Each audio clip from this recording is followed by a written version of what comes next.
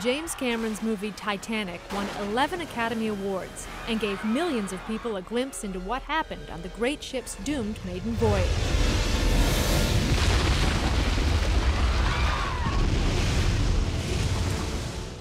Here we tell the stories of now, 100 years after its sinking, this exhibit gives visitors a chance to get an up-close look at artifacts from the Titanic and get to know about the people who experienced one of the deadliest cruise ship disasters in history.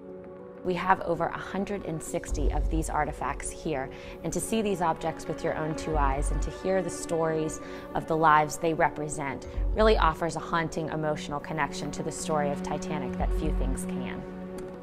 Hello, welcome aboard. I'm Captain Edward John Smith.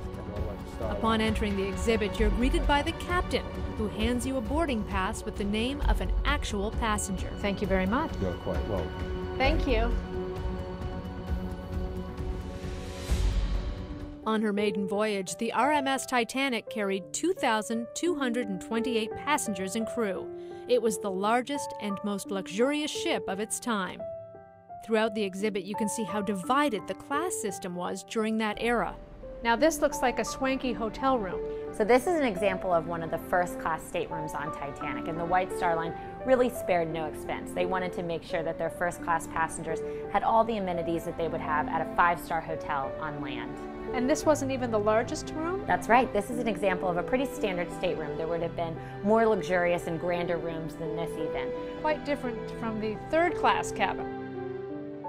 So it says here that each cabin had its own chamber pot just in case a passenger got seasick. These things look brand new. That's right. So at the bottom of the ocean, ceramic and porcelain wear very well to the elements, whereas some of the other objects that we see in the exhibition, they have a harder time at the bottom of the ocean in that environment. From dishes to chandeliers to personal items like these pearls, each piece makes the human toll hit home. One thing you won't see is the blue diamond necklace featured prominently in the film Titanic. Is it a diamond? Yes. Unfortunately, the heart of the ocean was not on board Titanic, but some people believe he used a necklace versus a ring or another piece of jewelry because one of the very wealthy first-class passengers on Titanic had a necklace that was insured as one of the most expensive necklaces in the world. It hasn't been recovered, but it's believed that that kind of played into his idea of using a necklace.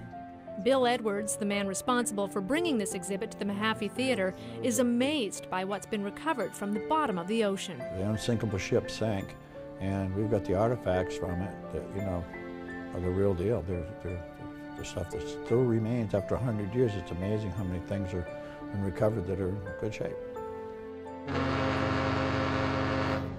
The journey was supposed to take 7 days. 4 days into the voyage, at 11:40 p.m., the Titanic hit an iceberg just 375 miles south of Newfoundland.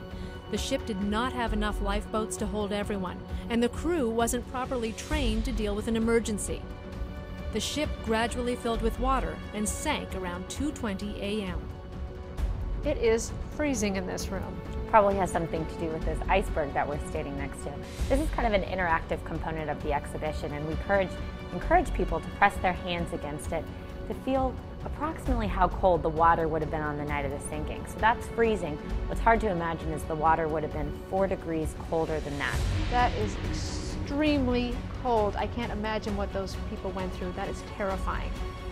Most people didn't die from drowning, but from hypothermia. In all, only 705 people were saved. 1,523 were lost. The wreck of the Titanic remains on the seabed, split in two at a depth of 12,415 feet. We're at the end of the exhibit. This is where I learned my fate. My name is Mrs. Bess Allison. I'm a first-class passenger, so I'm thinking I survived the Titanic. Unfortunately, you perished in the sinking, and you have a very heartbreaking story. You were traveling with your husband and your 2 children, a daughter who was 3 and a son who was just an infant, and their nurse. And the nurse took the baby off the ship, and you and your husband had no idea, so you stayed looking for him with your 3-year-old daughter until it was too late. So you all perished, but your infant son survived. Hold me. That's awful. Great exhibit, though.